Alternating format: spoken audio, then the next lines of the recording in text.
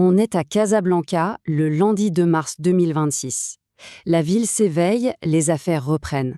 Mais dans les salles de marché, l'atmosphère est lourde, électrique. Un vent de panique, qui a pris naissance à des milliers de kilomètres de là, s'apprête à déferler sur la bourse marocaine. Et ça ne traîne pas. Dès les toutes premières minutes, le verdict tombe. L'indice principal de la bourse de Casablanca, le MASI, plonge littéralement. Il passe sous la barre des 17 500 points, une chute vertigineuse de 2,67% en un claquement de doigts. Partout, les écrans sont au rouge. L'inquiétude est plus que palpable. Forcément, la capitalisation boursière totale, c'est-à-dire la valeur de toutes les entreprises cotées, s'effondre avec. On passe sous le seuil, ô combien psychologique, des 1000 milliards de dirhams. En quelques instants à peine, ce sont des milliards de dirhams qui sont partis en fumée. Alors, la question que tout le monde se pose, mais comment expliquer une telle déroute? La bourse de Casablanca n'est pas directement liée à des événements militaires. Et pourtant, pour bien comprendre, il faut qu'on remonte un peu le temps. 48 heures plus tôt, de l'autre côté de l'Atlantique. Parce que oui, l'origine de cette crise, elle n'est pas du tout économique à la base. Elle est géopolitique. Tout part d'une seule décision, prise à Washington, qui va enclencher une réaction en chaîne planétaire. Voilà comment tout s'est enchaîné très vite. Samedi, l'annonce choc. Dimanche, une journée entière de tension, d'anticipation. Et lundi matin, c'est le chaos sur les marchés financiers, de Tokyo à New York, en passant bien sûr par Casablanca. Il faut bien prendre la mesure de la violence de ces mots.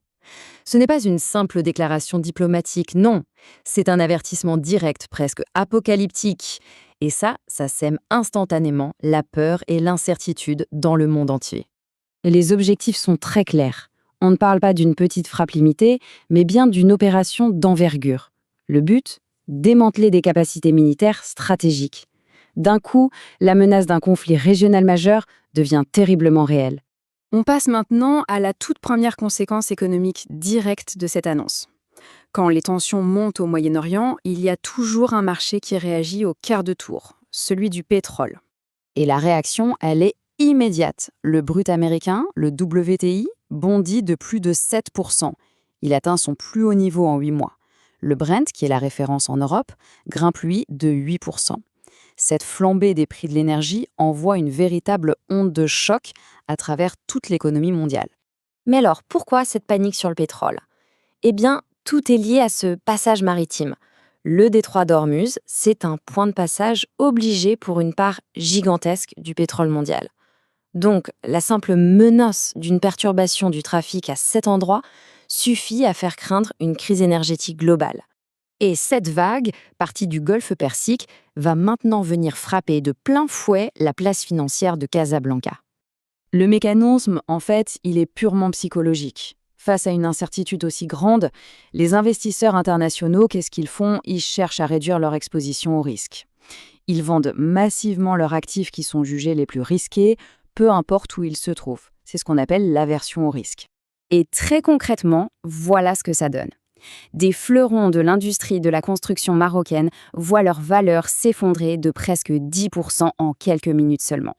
La panique est généralisée, elle touche de nombreux secteurs en même temps. Mais au milieu de ce bain de sang boursier, quelques valeurs arrivent à tirer leur épingle du jeu. Ce sont les minières. Et pourquoi ? Parce qu'en période de crise, les investisseurs se ruent vers les valeurs refuges. L'or, les métaux précieux, ce sont des actifs tangibles qui gardent leur valeur quand tout le reste semble s'écrouler. Alors que faut-il retenir de toute cette séquence un peu folle ? S'il y a bien une chose qui est claire, c'est l'incroyable interconnexion de notre monde. Un événement à Washington peut avoir des répercussions immédiates et très fortes à Casablanca. Voilà donc l'effet domino, parfaitement résumé en 4 étapes. On part d'une décision politique, on passe par le marché de l'énergie, la psychologie des investisseurs et on arrive à une panique boursière. Chaque pièce fait vraiment tomber la suivante. Et cette citation, elle résume tout. Même si les fondamentaux économiques d'un marché sont solides, ils peuvent être complètement balayés par la peur, par le sentiment des investisseurs quand le monde entier retient son souffle. À ce moment-là, c'est la psychologie qui devient reine. En résumé, ce décryptage nous rappelle une chose absolument essentielle. Dans notre système financier globalisé, aucun marché n'est une île.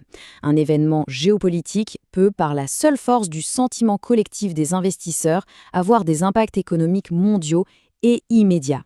Cette histoire nous rappelle surtout à quel point nos systèmes interconnectés sont fragiles.